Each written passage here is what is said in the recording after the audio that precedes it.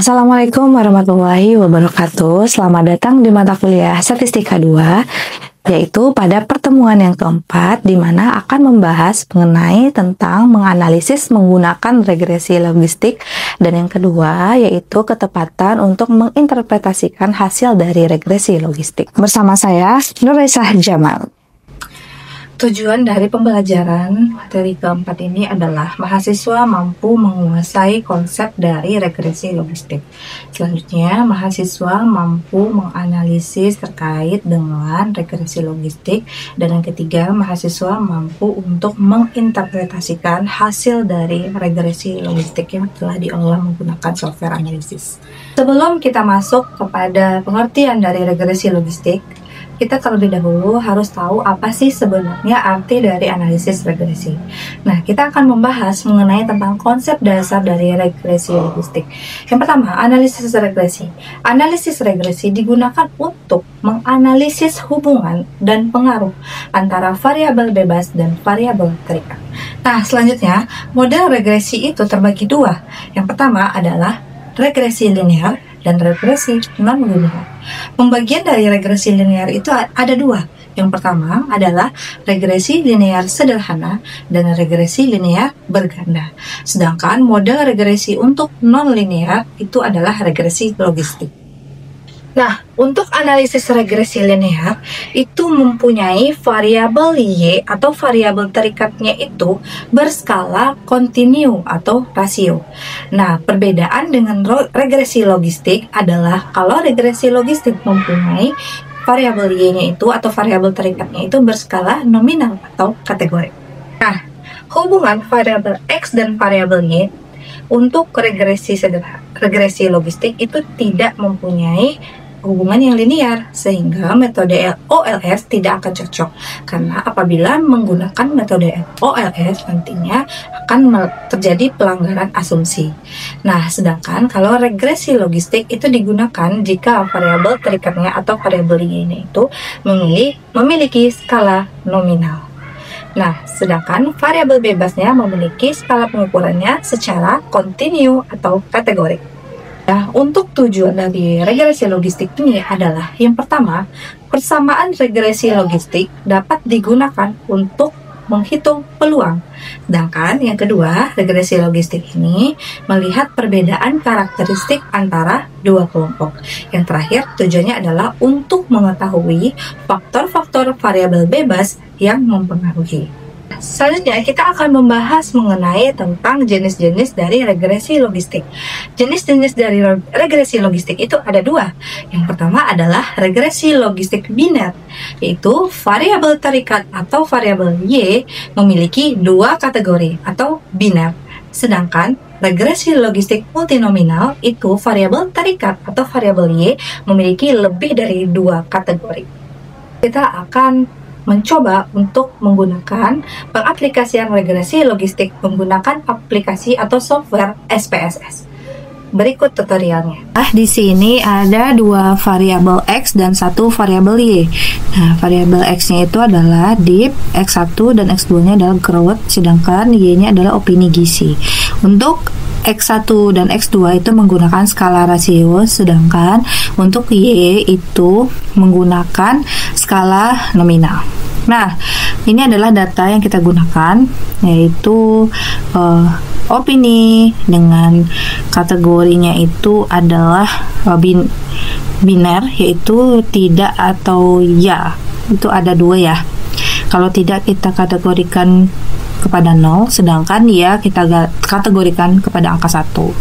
Nah, ini juga ada variabel depth dan juga ada variabel growth. Di sini itu kodenya, kode perusahaannya sudah ada ya.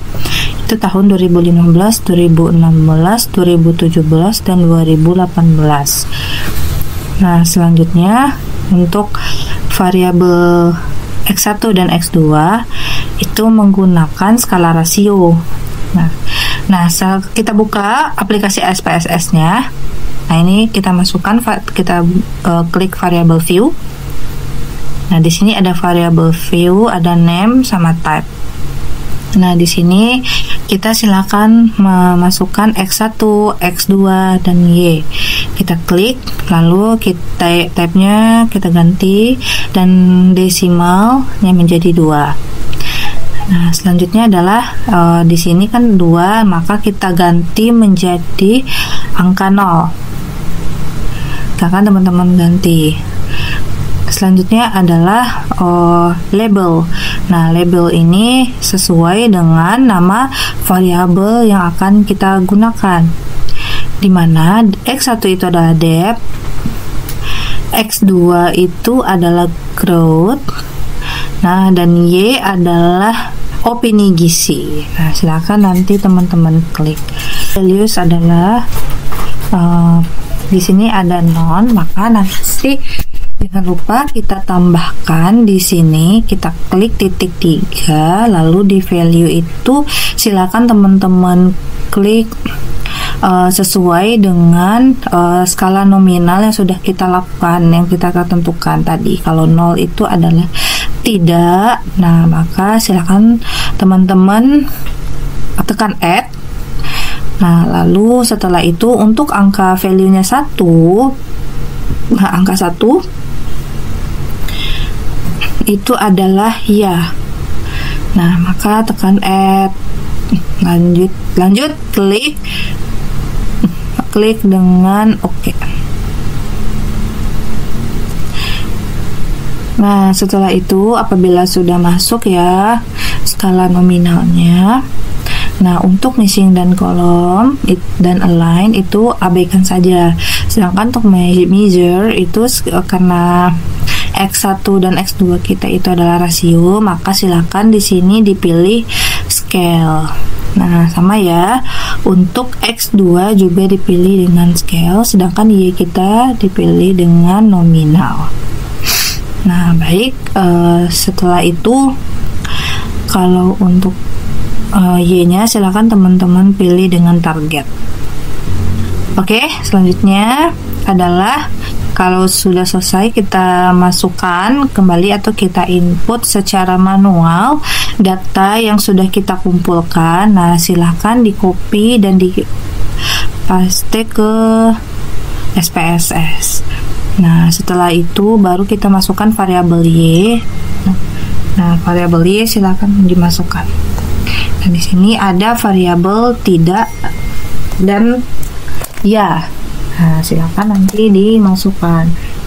Setelah itu barulah setelah data sudah masuk ke dalam SPSS, nah untuk variabel X1, X2 dan Y, maka nanti kita bisa langsung saja untuk meregress. Nah, meregress data tersebut kepada regresi logistik. Selanjutnya kita pilih analyze regression. Nah, silakan diklik, lalu kita masukkan variabel yang dependen ke kolom dependen. Yang X1 atau X2 silakan masukkan ke variabel independen. Nah, silakan teman-teman klik, lalu silakan teman-teman kalau sudah masuk ya ke kolom dependen sama independen atau covariates. Nah, lalu kan klik save. Nah, silakan teman-teman centang sesuai dengan di gambar ya. Silakan teman-teman centang. Dan juga standar, unstandarized sama probabilities dan group membership. Sedangkan lalu continue. Lalu option, klik option, lalu silakan klik classification. Nah, semua di sini silakan teman-teman centang sesuai dengan yang ada di video. Nah, nanti silakan teman-teman centang semuanya. Sama iteration history juga dicentang ya. Ini adalah 95%. Nah, harus sesuai ya dengan yang sesuai di video ini. Lalu klik continue.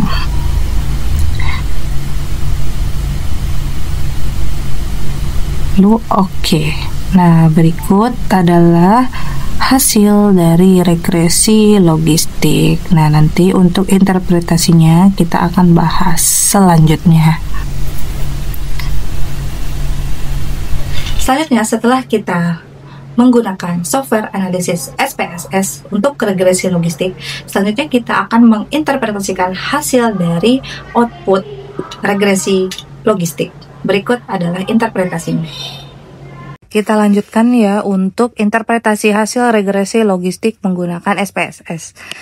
Nah, hasil uji analisis regresi logistik yang pertama outputnya itu kita lihat dari case processing summary.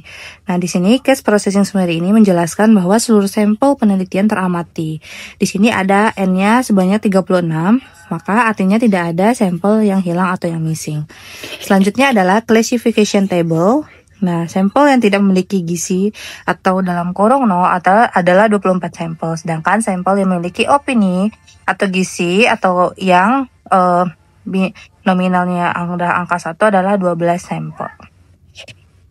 Selanjutnya pengujian ini kita lanjutnya adalah uji keseluruhan model. Nah, sebenarnya pengujian ini dilakukan untuk mengetahui apakah model fit dengan data.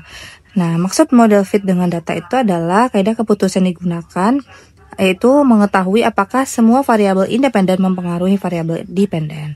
Kaidah keputusannya adalah likelihood merupakan probabilitas yang dihipotesiskan menggambarkan data input, sedangkan membandingkan min 2 LL blok pertama atau blok number sama dengan 0 dengan blok number sama dengan 1.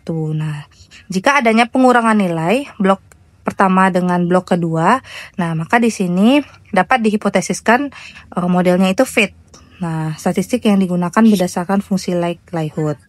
Nah, kita lihat ya dari sini hasilnya. Di sini ada blok 0. Nah, yang kita jelas tadi bahwa min 2 log likelihood.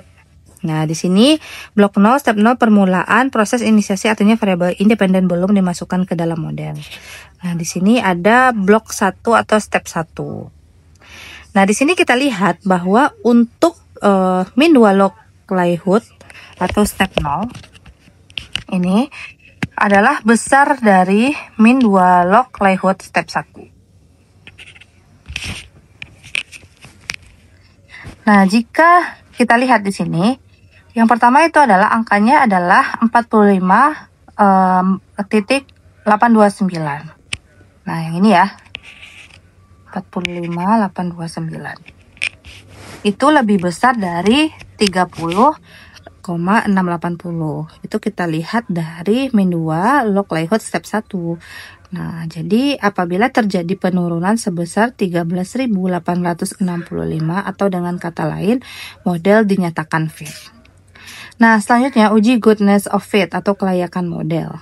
Nah, di sini cara melihatnya itu adalah kaidahnya itu menggunakan Hosmer dan Lemshow hipotesis. Nah, jika nilai probabilitas atau signifikansinya itu 0,05, maka H0 ditolak, artinya ada perbedaan signifikan antara model dengan nilai observasinya, sehingga goodness of fit test tidak bisa memprediksi nilai observasinya. Nah, jika nilai signifikansinya atau nilai signifikansinya sebesar 0,05, maka H0 diterima, artinya ada model sesuai dengan observasinya, sehingga goodness of fit test bisa memprediksi nilai observasinya. Di sini nilai signifikansinya adalah sebesar 0,223. Artinya besar dari 0,05, maka H0 diterima, artinya model sesuai dengan nilai observasinya atau model telah menjelaskan data goodness of fit. Selanjutnya adalah koefisien determinasi. Kalau koefisien determinasi ini digunakan untuk mengukur seberapa besar presentasi variabel bebas dalam menjelaskan variabel terikat. Nah, di sini kita bisa lihat dari hasil Nagelkerke. R-square mendekati 0 menunjukkan bahwa kemampuan variabel-variabel dalam menjelaskan variabel dependen sangat terbatas, sedangkan nilai Nagelkerke R-square mendekati 1 itu menunjukkan bahwa variabel independen mampu memberikan semua informasi yang dibutuhkan. Nah, dari sini kita lihat bahwa nilai R-square-nya adalah sebesar 0,477, artinya opini gizi sebesar 47,7% dipengaruhi oleh growth dan depth, sisanya dipengaruhi oleh variabel lain di luar penelitian. Nah, kalau kita melihat uji hipotesis secara parsial, nah di sini apabila signifikasi X berpengaruh terhadap Y, jadi hasil penelitian ini adalah 0,034 kecil dari 0,05, maka kesimpulannya adalah depth berpengaruh positif terhadap opini gizi. Sedangkan untuk yang kedua yaitu growth, signifikansinya apabila besar dari 0,5 artinya X tidak berpengaruh terhadap Y. Jadi berdasarkan hasil di atas, hasilnya itu adalah 0,119 artinya besar dari 0,05. Maka kesimpulannya adalah growth tidak berpengaruh terhadap opini gizi. Selanjutnya kita lakukan adalah uji Wald. Nah, dari di atas dapat disimpulkan bahwa variabel bebas yang digunakan secara bersama-sama berpengaruh terhadap gizi karena nilainya kecil dari 0,01 dan kecil dari 0,05. Artinya variabel depth dan growth secara bersama-sama berpengaruh terhadap opini gizi. Dan penjelasan di topik keempat mengenai tentang regresi logistik. Sampai jumpa di pertemuan selanjutnya. Assalamualaikum warahmatullahi wabarakatuh.